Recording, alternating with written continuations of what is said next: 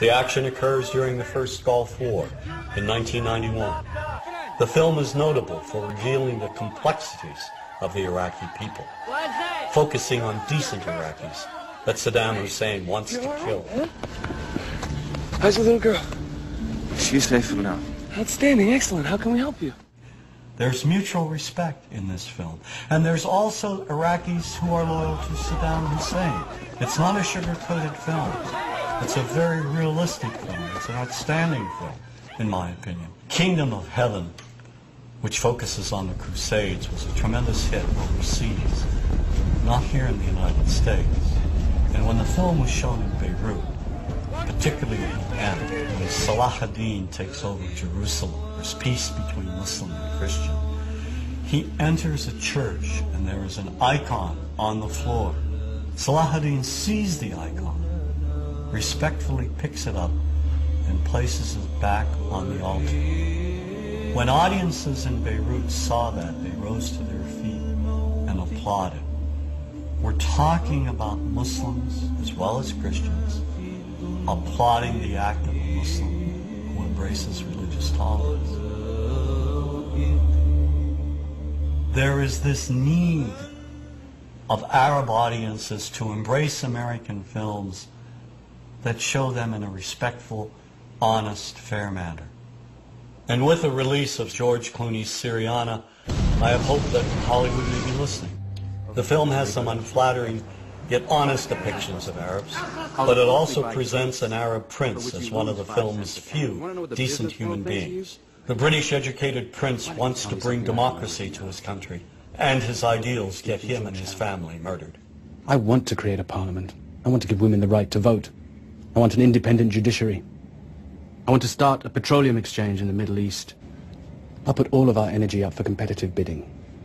I'll run pipe through Iran to Europe like you proposed. I'll ship to China. Anything that achieves efficiency and maximizes profit. Profit which I will then use to rebuild my country. Great, that's exactly what you should do. Exactly. Except your president rings my father and says I've got unemployment in Texas, Kansas, Washington State. One phone call later, we're stealing out of our social programs in order to buy overpriced airplanes.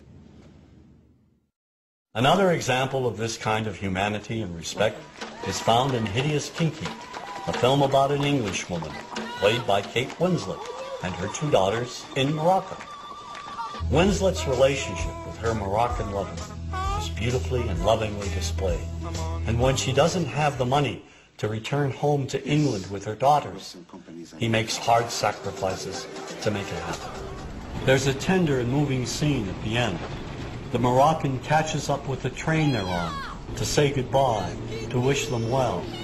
We see the warmth and love that exists between them.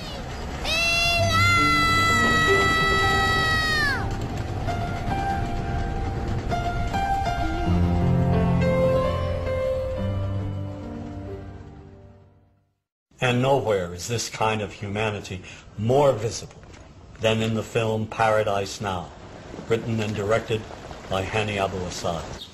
Two Palestinian friends get recruited to carry out the suicide bombing on Tel Aviv.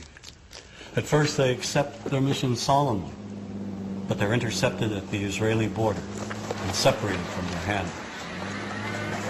Then a young woman realizes their plan and forces them to question their actions. شو سبكم؟ ليش بتعملوا هيك؟ ما عادش في خيار تاني. إذا ما نقدرش نتكافئ بالحياة نتكافئ بالموت. إذا عندك القدرة على إنه تموت وتقتل من شان التكافؤ، ليش بتدوش على الإمكانية بالحياة عشان تعيش تكافؤ كمان؟ كيف؟ منظمة حقوق الإنسان تبعتك؟ هاي واحدة من الإمكانيات. عقائل هيك ممنعت الإسرائيلي عذر إنهم يدالوا يقتلوا فينا. والله العظيم إنك عنياتك. مش حرية بدون كفاح. لازم حدا يضحي بحاله، طول ما في ظلم واحتلال في تضحية. هذا مش تضحية، هذا انتقام. هيك بتقتل وبتصير زيهم. وببدل في الفرق بين الضحية والقتل. الفرق إنه بطل فيها. These three young Palestinians are different from each other. They're not just crazed terrorists, and they're not just freedom fighters. They're human beings, with all the faults, successes, ideals, and pain of human beings. سعيد رد علي. كناش انت هون، ايش جيت؟ عشان اكون معاك. تعال نرجع سوا معها حق. مش حننتصر بهي الطريقة. احنا بنعمل اللي علينا، نجتهد والباقي على الله. بس ربنا قال لك فكر قبل ما تعمل. رح نموت نموت ناس معانا، مش رح يتغير ولا إشي.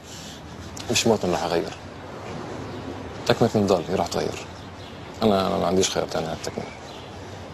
إذا ما تغيرش إشي. تود إذا ما تغيرش إشي.